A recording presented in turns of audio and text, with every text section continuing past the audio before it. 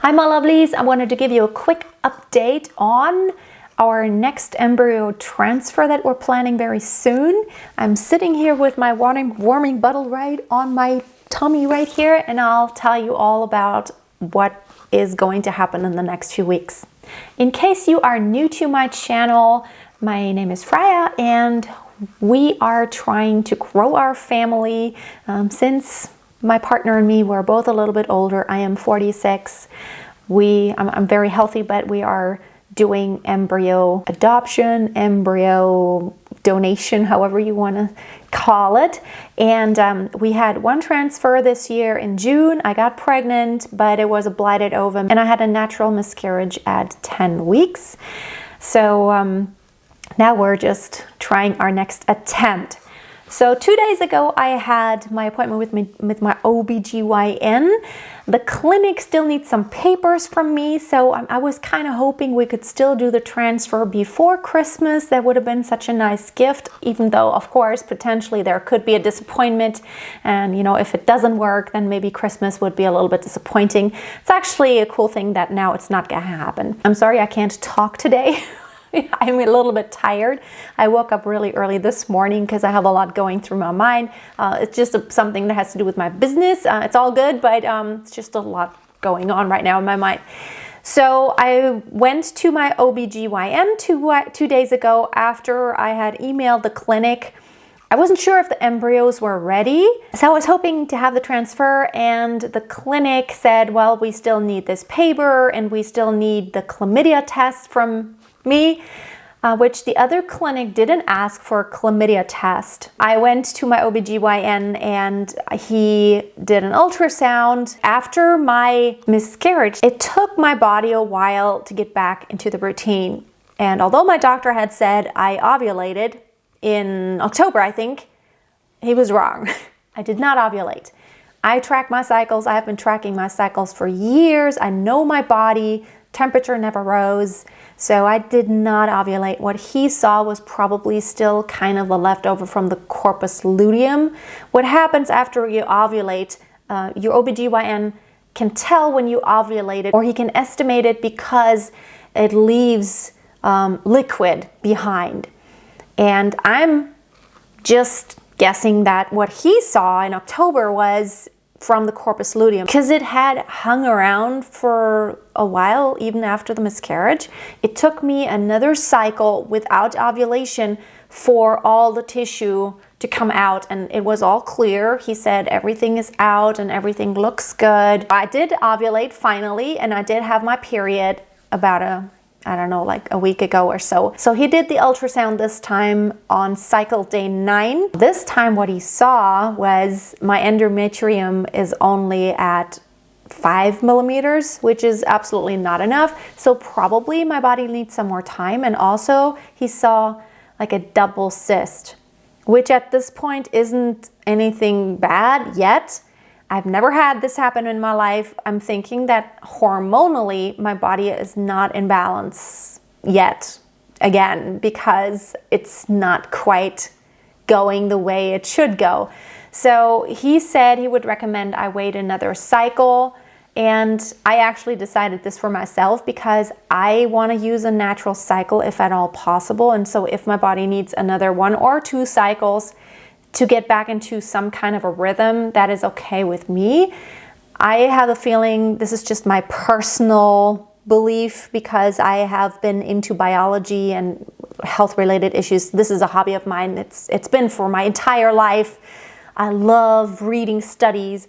I just think that using natural processes can be very beneficial if at all possible. So, you know, if my body doesn't get back into a natural cycle, I will use a medicated cycle where I do estradiol, and you know, then I don't have my own ovulation, and then we just start the progesterone. But this time, you know, if at all possible, if I want to wait it out until January, because the clinic is not ready anyway. They prepared the embryos, they're ready, but they still needed the chlamydia test, and so it's too late now for this cycle. And so we're gonna wait until after Christmas and New Year's, and hopefully by then maybe my cycle is back, and hopefully also then borders aren't going to shut down again. COVID cases are going down here. Well, not really down. They're kind of plateauing, which is better than going way up. So hopefully we won't be in a situation where countries shut down completely again, because that would be a bummer. Then I would have to postpone again. So pretty much that is my update. My endometrium is not high enough. So here's what I'm doing. I am doing warm bottles. I read up on, how to, if you have cysts, which, those are functional cysts really, meaning they really consist of an actual follicle, that there are two of them is a little, that can happen, especially when you're older. And now I've had a miscarriage. My hormones are not quite how they should be. It's a little bit out of order. I drink my raspberry leaf tea every day. I also take Vitex, which I have started a few weeks ago again. I take magnesium. This is good to relax your muscles and your uterus. I also take some crank bark and licorice root extracts. This also helps with, just circulation and minimizing cramps and relaxing your uterus. And so hopefully the next cycle will be good. Also, what I'm going to be doing, apart from just putting the warm bottle on my belly here, I will also do some castor oil packs, because that is good for circulation around your uterus area. Probably in January, I'm going to start, because now before Christmas, it's kind of crazy. There's a lot going on here. Despite Corona, I'm going to probably do some acupuncture again. I had acupuncture before my last transfer, and well, at least it didn't hurt. I don't know if it helped, if that was a factor, but at least maybe it's just a psychological thing. And even if it is a psychological thing, then that's all positive. If it calms me and if it reduces stress, it's really kind of nice and relaxing to lie there for about 60 minutes and talk to my Chinese doctor. And it's just nice. So that's what I'm doing. Apart from doing yoga, I do yoga every day. I move, I go for walks a lot. I mean, we have a dog. I go outside a lot anyway, and I always work out and I exercise.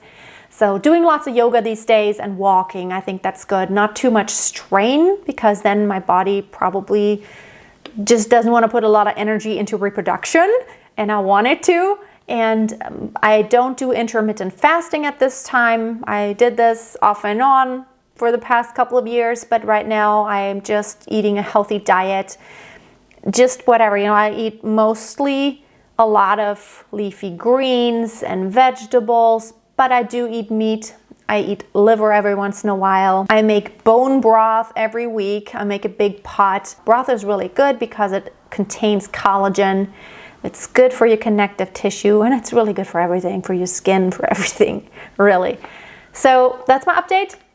Thank you so much for hanging out today. I am so excited to give you more updates. Probably around January, I'll have more news, and that's when we're gonna have the transfer. I will put the link for the clinic below in case you're interested. I'm gonna tell you what it costs. It costs 2,300 euros for 2 blastocysts. 800 euros I prepaid, and the rest I will pay before I go for the transfer. So they need to have the money before. So I think can't beat that. The last clinic we went to, which was IVF Europe in Prague, that was a wonderful clinic, but it was 3,000 euros there. And this clinic, I don't know, it seems like they are quite well organized. I usually, when I try to contact someone, I write an email. I usually get an answer within the day. I'm gonna go to Karlsbad early in the morning and come back that same day, because no hotels are open because of Corona. Everything is pretty much in halfway shutdown mode. The stores are open, but a lot of other things are closed. So it's going to be an early morning driving there, which is about 4.5 hours one way, and then get the transfer, and then me driving back.